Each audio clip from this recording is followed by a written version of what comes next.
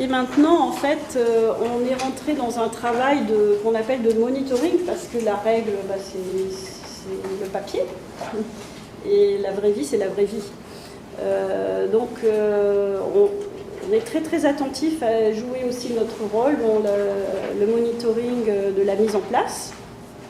Donc ça veut dire, pour nous, on a identifié ces besoins, et bien les autorités compétentes, donc les superviseurs eux-mêmes peuvent finalement mettre en œuvre de manière peut-être un peu variable les règles.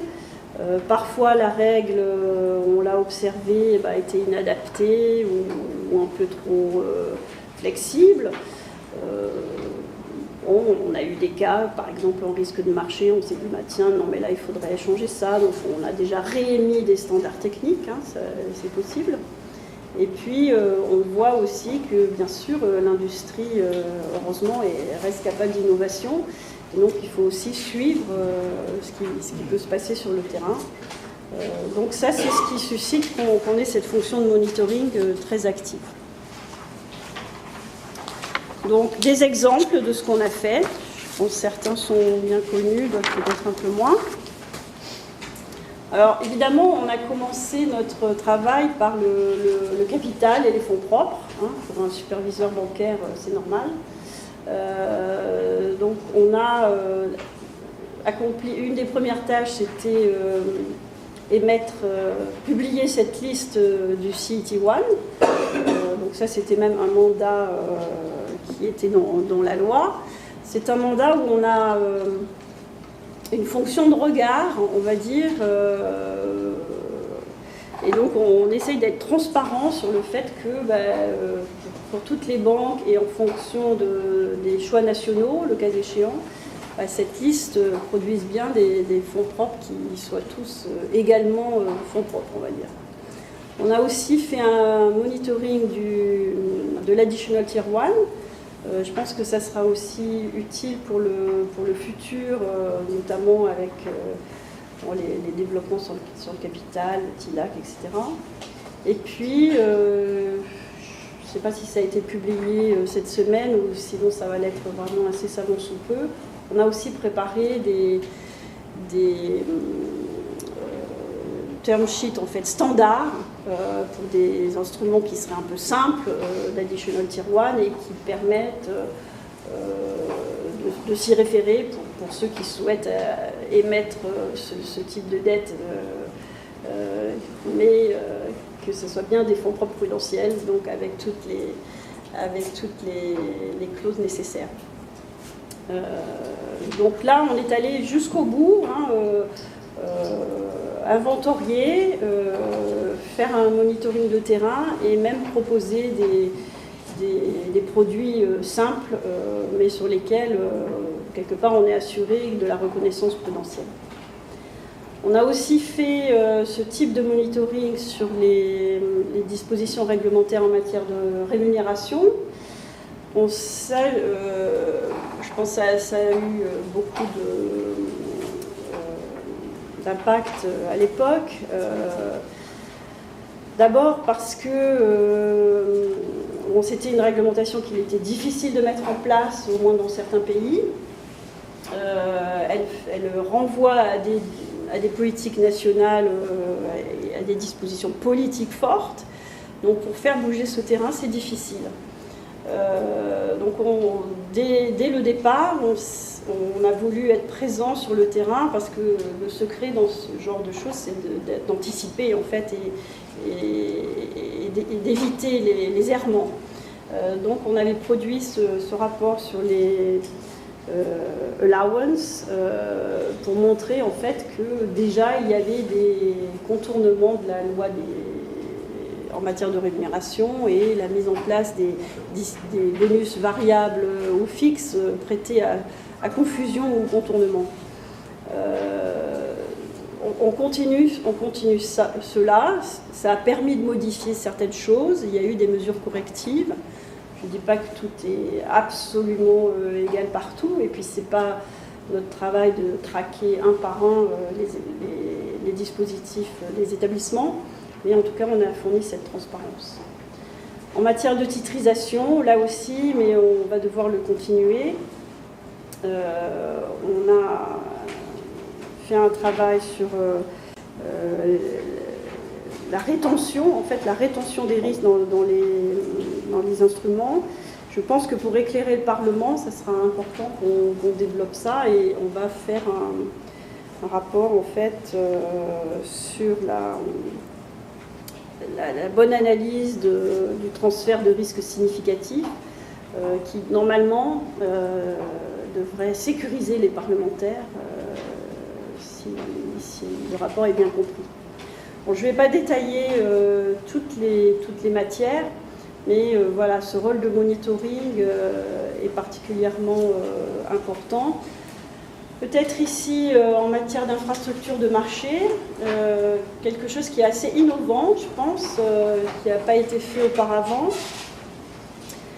En matière d'infrastructure de marché, ces infrastructures peuvent se doter elles-mêmes de modèles, en fait, pour le calcul des marges, en particulier des marges initiales. Et un travail commun a été fait pour, on va dire, investiguer ces modèles par une équipe européenne qui permet de mettre à disposition des autorités compétentes qui ensuite devront valider ces modèles un substrat commun. Donc ça évite quand même de refaire, pour ce type d'infrastructure qui est en fait commun à tout le monde, de faire 36 fois le travail, enfin 28 fois le travail. Voilà donc pour la fonction de monitoring, je pense que je peux passer là. Alors, elle se complète, cette fonction de monitoring, au-delà donc des thématiques. On a fait une évaluation de notre outil de questions et réponses. Ce qui est intéressant, c'est qu'on s'aperçoit qu'il y a quand même des questions fondamentales où le texte de loi lui-même prête à confusion et devrait clairement être corrigé. Donc, je pense qu'on a eu un exemple assez typique au début d'année sur, je ne sais plus savoir dire le français, le NDA en fait, donc la politique de versement des dividendes sous contrainte. Le texte de loi n'est pas clair, donc comment peut-on implémenter mettre en œuvre ces contraintes est une question difficile. On a rencontré toutes sortes de difficultés, et ce qu'on a fait, vous pouvez aller le voir sur le site de l'EBA, on a écrit à la commission et mis sous forme d'une sorte de lettre en fait, explicative, à charge pour la commission de prendre toutes ces analyses détaillées en œuvre et améliorer son texte pour le coup suivant, qui va bientôt arriver. Alors, voilà, donc justement, la commission prépare sa nouvelle CRR, en particulier pour intégrer les derniers développements bâlois. Ce sera mon dernier chapitre. Mais elle s'affronte à cette question de la proportionnalité. Alors, donc la question de la proportionnalité, pour faire simple, si je rappelle un petit peu l'histoire européenne, c'était vraiment traiter toutes les banques, grosses, petites, quelle que soit leur structure sociétale, de la même façon, donc de manière absolument indifférenciée en Europe. Ça, c'était le premier point. Ensuite, la loi s'est un petit peu raffinée, si on peut dire, et au fur et à mesure, on a pris en compte des considérations de taille, voire éventuellement de business model, un petit peu. Mais ça va pas plus loin. Le présupposé, c'est que, comme les ratios de fonds propres, ce sont des ratios, par essence, c'est proportionnel, mathématiquement. Et ça s'arrête là, en fait. Donc maintenant, en fait, l'analyse a un petit peu évolué, et on l'appelle proportionnalité, mais le sujet, c'est plutôt la réglementation est importante, très significative, très complexe. elle coûte cher à mettre en place. Voilà. Et donc, plus vous êtes petit, proportionnellement, plus ça vous coûte cher. Bon. Voilà où on en est. Est-ce que ça veut dire que, parce que vous êtes une plus petite banque, vous devez avoir moins de réglementation? La réponse n'est pas clairement oui non plus, parce que le dépôt du client, il vaut autant que vous soyez dans une grande ou petite banque. Donc, on ne veut pas non plus sacrifier la prudence. Hein. Donc, le dilemme, il est là, comment trouver la bonne voie.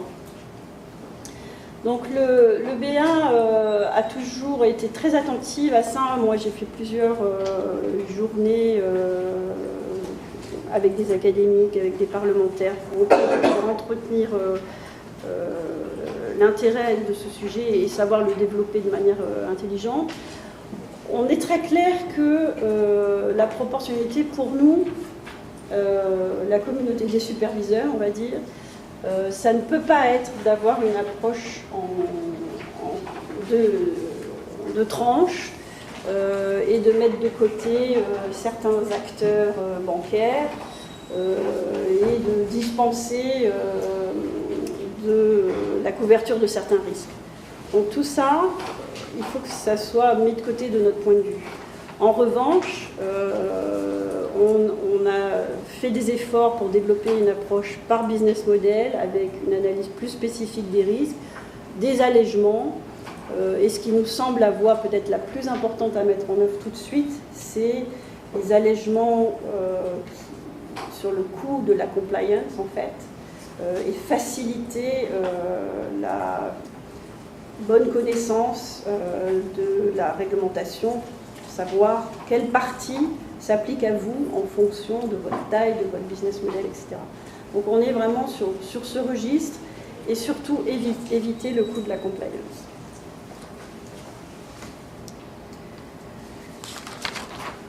Donc nous, ce qu'on a identifié, c'est que les coûts de la compliance, ils viennent en particulier du fait, malgré tout, qu'on n'est pas encore aussi loin qu'on le veut dans l'unicité, dans la simplicité. Les reportings sont un des meilleurs exemples. Le reporting est censé être unique en Europe, il s'appelle COREP ou FINREP. C'était vraiment cette volonté de dire vous remettez un reporting unique, quel que soit le lieu de vos opérations. On a ces données statistiques, hein, il a été fait référence en introduction, qui sont nécessaires aussi, certes. Les données statistiques, elles ne sont pas du tout harmonisées. On a Eurostat, mais elles ne s'appliquent pas évidemment aux données qui entourent les entreprises, qu'elles soient bancaires ou pas bancaires. Donc on est dans ce domaine où on a pour le moment une grande multiplication des données qui sont requises de la part des établissements bancaires. Les données strictement prudentielles ont été globalement harmonisées. Mais il y a tout ce qui va autour, qui est nécessaire, c'est pas contestable. Mais bon, par exemple, le cas d'Anna Crédit a été très très longuement commenté dans les consultations qui ont été faites.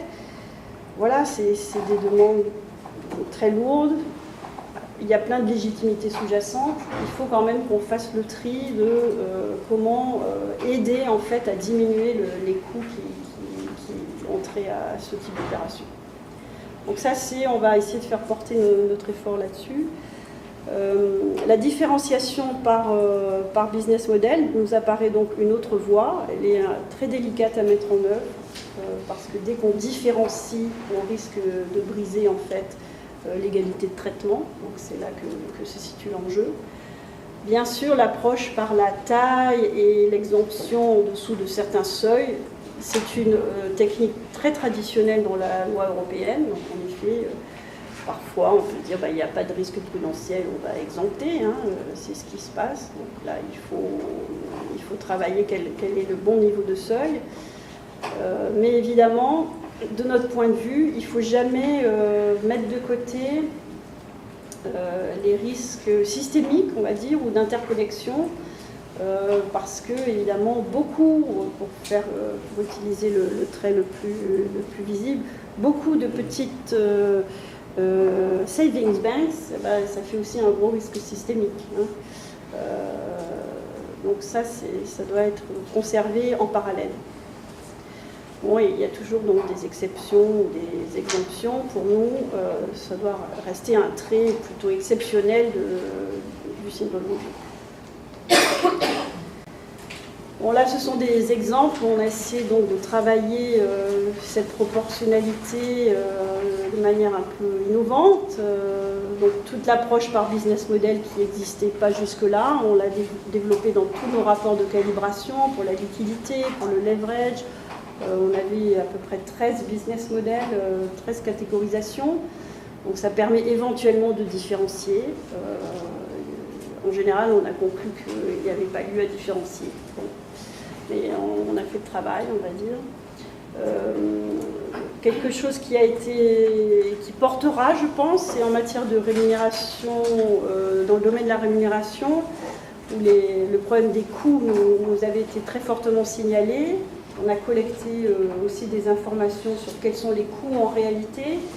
Et donc là, la Commission est en train de préparer une révision, on va dire, de cette réglementation en matière de rémunération qui permettra d'alléger les coûts pour la mise en place de ces politiques. Voilà, je ne vais pas détailler ligne à ligne, mais en gros, c'est ces nouvelles approches qui ont été testées sur cet ensemble de réglementations. Et maintenant, en fait, l'Europe s'apprête à rénover sa CRR de 2013 pour prendre en compte les derniers développements bâlois. Donc ça, c'est un cycle bien connu. Ce qui est peut-être donc plus nouveau, en tout cas ça n'existait pas même pour la CRR de 2013, c'est que la Commission, donc le législateur, pour préparer sa proposition, fait appel à la communauté des superviseurs, qui a finalement l'expérience, évidemment, est proche de l'industrie et l'expérience de la mise en place des règles, pour disposer d'avis avant l'écriture de sa proposition ou en parallèle. Donc voilà, ce sont tous les avis qu'on doit servir cette année ou très vite l'année prochaine. Bon, il aurait été préférable d'avoir une planification peut-être un petit peu plus sérieuse, mais on va dire, bon, c'est une première. Hein, donc on a déjà délivré certains aspects. Donc la Commission va couvrir essentiellement le NSFR, les risques de marché cette année, et puis on prépare aussi le régime futur des entreprises d'investissement. Donc en gros, c'est, oui, j'ai oublié, les grands risques aussi. Voilà. En gros, c'est à peu près ce qu'on est en train de produire en ce moment. Donc tous ces avis, bien sûr, sont rendus publics. Donc vous voyez sur quel substrat technique, en théorie, la Commission peut s'appuyer pour préparer sa nouvelle proposition qui ne va pas tarder.